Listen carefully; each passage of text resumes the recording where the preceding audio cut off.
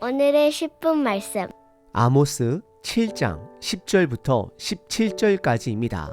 아모스 7장은 북이스라엘의 죄악과 그로 인해 하나님께서 얼마나 괴로워하셨는지를 보여주는 세 가지 환상으로 시작됩니다. 메뚜기, 불, 다림줄의 환상은 죄악으로 물든 이스라엘에 대한 하나님의 심판 선언이었으며, 이 과정에서 아모스 선지자는 중재자로서 하나님의 마음을 품게 됩니다. 오늘 본문에는 이 심판의 메시지를 불편하게 여긴 한 인물이 등장합니다. 그는 바로 북이스라엘 베델의 제사장 아마샤입니다. 아모스는 하나님의 말씀을 대언하는 선지자라면, 아마샤는 제사장으로서 백성의 입장에서 하나님께 제사를 드리는 자여야 했습니다. 하지만 그는 변질된 제사장으로 하나님의 말씀에 대적하는 인물로 드러납니다. 오늘 본문은 아모스를 제3자로 등장시키며 제사장 아마샤에게 초점을 맞춥니다. 여기에는 두 가지 중요한 의미가 담겨져 있습니다. 첫째, 하나님의 심판의 근거가 됩니다. 아마샤는 하나님의 말씀을 끝까지 대적하는 북이스라엘의 상징적 인물이 됩니다. 그는 하나님의 말씀을 왜곡하고 부정하며 심지어 아모스를 반역자로 몰아가며 북이스라엘의 왕에게 고발합니다. 이러한 모습은 하나님의 심판이 임할 수밖에 없는 이유를, 근거를 분명히 드러냅니다.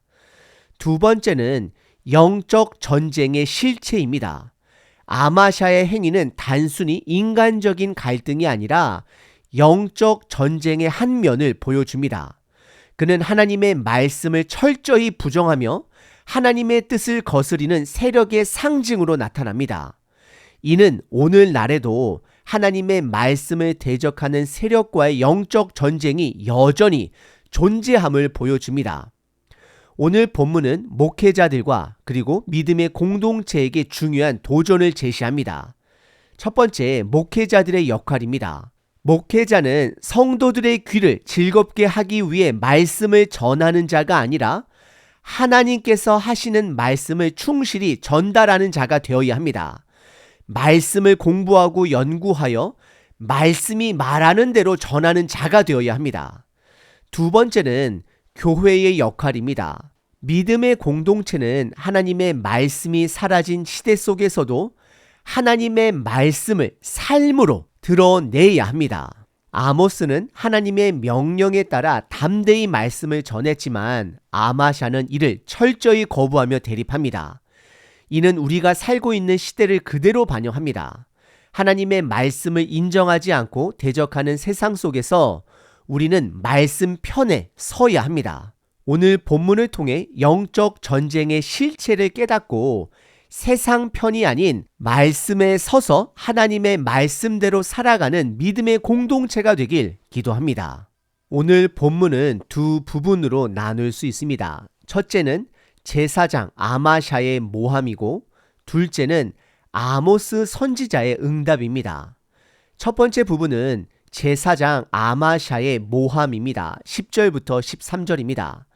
10절은 때에라는 말로 시작됩니다. 이는 아모스가 세 가지 환상, 메뚜기, 불, 다림줄을 보고 그 내용을 전한 이후의 상황임을 암시합니다.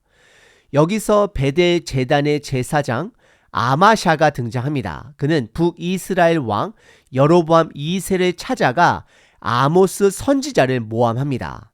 아마샤는 아모스를 정치적 반란군으로 묘사하며 아모스가 여로보암 왕을 모반하려 살인하려 한다라고 주장합니다. 당시 북이스라엘은 왕조들의 반란이 빈번했기 때문에 아마샤는 아모스의 메시지를 정치적 위협으로 몰아갔습니다.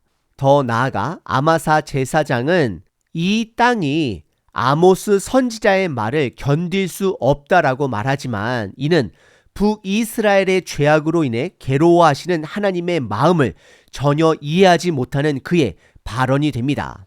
결국 그는 세상 편에 서서 하나님의 말씀을 대적하는 자가 되는 것입니다. 11절에서는 아마샤가 아모스의 말을 왜곡하여 전달합니다. 그는 아모스가 여로보암은 칼에 죽고 북이스라엘은 반드시 포로로 끌려갈 것이다 라고 말합니다. 이 말은 아모스 선지자가 전달한 말입니다. 하지만 그는 이 아모스의 원래 메시지를 정치적으로 과장하여 왕을 위협받는 듯한 상황으로 만드는 그의 전략이었습니다. 그리고 12절에서 아마샤 제사장은 직접 아모스를 찾아가 선견자여 남유다로 도망하여 거기서 먹고 예언하라라고 말을 합니다. 그는 아모스 선지자를 단순히 환상을 보고 떠드는 자로 취급하며 선견자다라고 말하고 있습니다. 그리고 북이스라엘에서 예언을 하며 돈을 벌지 말고 남유다에서 돈을 벌어가며 예언하라는 비아냥거린 섞인 말을 하는 것입니다. 당시 일부 선지자들이 돈을 받고 예언하는 경우가 있었기에 아마샤는 아모스를 그런 사람으로 취급하고 몰아간 것입니다. 그리고 13절에서 아마샤는 다시 베델에서 예언하지 말라라고 선언하며 베델이 왕의 성소요 나라의 궁궐이라고 강조합니다. 이는 베델에서의 예언 활동을 금지함으로써 아모스를 철저히 배제하려는 의도입니다.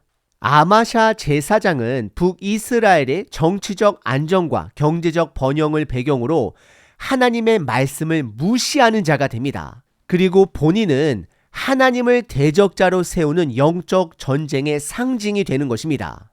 그리고 두 번째 본문은 아모스의 응답입니다. 14절부터 17절입니다. 14절에서 아모스는 자신을 목자요 뽕나무를 재배하는 자다라고 밝히며 선지자의 아들도 아니다라고 선언을 합니다. 이는 아모스가 당시 선지자 학교 출신이 아님을 분명히 하며 자신의 예언이 개인적 야망이 아니라 하나님의 명령에서 비롯된 것임을 강조하는 표현입니다. 15절에서 그는 자신의 소명을 구체적으로 묘사합니다. 양떼를 치고 있을 때 하나님께서 나를 데려가 하나님의 말씀을 전하는 자로 세우셨다라고 고백을 합니다. 이는 아모스의 예언이 하나님께서 직접 부르신 소명임을 명확히 드러냅니다. 16절에서 아모스는 담대히 아마샤와 북이스라엘을 향해 하나님의 말씀을 대언합니다. 그는 아마샤의 죄를 먼저 지적합니다. 하나님의 말씀을 전하지 말라고 명령한 그의 죄를 꼬집습니다. 이는 하나님의 권위를 부정하는 심각한 죄악입니다.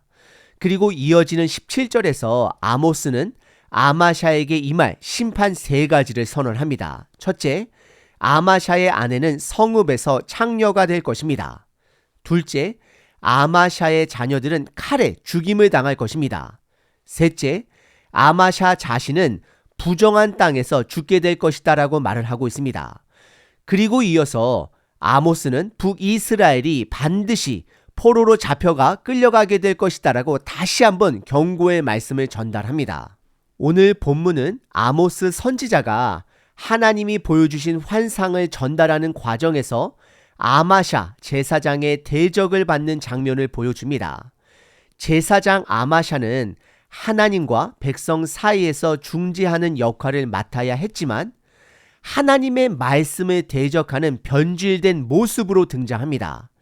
이는 단지 아마샤 개인의 문제가 아니라 아담과 하와 시대 때부터 시작된 영적 전쟁의 연속임을 보여줍니다. 오늘날에도 하나님의 말씀을 대적하는 세상의 흐름 속에서 우리는 어떤 태도를 취해야 할까요? 아모스 선지자는 세상의 흐름이나 인기에 흔들리지 않습니다. 그가 가진 유일한 근거는 하나님의 말씀이었습니다. 하나님의 말씀이 삶의 근거가 될 때 우리는 권능과 능력을 체험하며 복음의 증인으로 예수님의 제자로 살아갈 수 있는 것입니다. 하나님은 이미 말씀 속에 권능과 파워를, 능력을 담아 주셨습니다. 그 말씀이 우리 삶의 기초가 될 때 하나님의 권능이 나타나고 우리는 그분의 증인으로 설 수 있게 됩니다. 오늘 하루 하나님의 말씀에 힘입어 세상을 대적하는 증인의 삶을 살아가십시오. 복음의 능력이 여러분을 통해 나타나고 하나님의 영광이 드러나길 기도합니다. 말씀을 근거로 담대하게 그리고 신실하게 살아내는 우리 모두가 되기를 소망합니다. 사도행전 1장 8절 오직 성령이 너희에게 임하시면 너희가 권능을 받고 예루살렘과 온 유대와 사마리아와 땅끝까지 이르러 내 증인이 되리라 하시니라. 말씀으로 계시하시는 하나님을 찬양합니다. 오늘 아모스 선지자를 통해 주신 말씀을 붙들고 세상이 하나님의 말씀을 대적하고 왜곡할지라도 우리가 흔들리지 않고 말씀 위에 굳건히 서게 하옵소서. 성령의 능력으로 복음의 증인으로 살게 하시고 우리의 삶을 통해 하나님의 능력이, 권능이, 영광이 드러나게 하옵소서. 아모스처럼 담대하게 하나님의 말씀을 전하며 진리의 빛을 세상에 비추는 도구로 살아가게 하옵소서. 말씀 대신 예수 그리스도의 이름으로 기도합니다. 아멘. 항상 기뻐하라. 쉬지 말고 기도하라. 범사에 감사하라.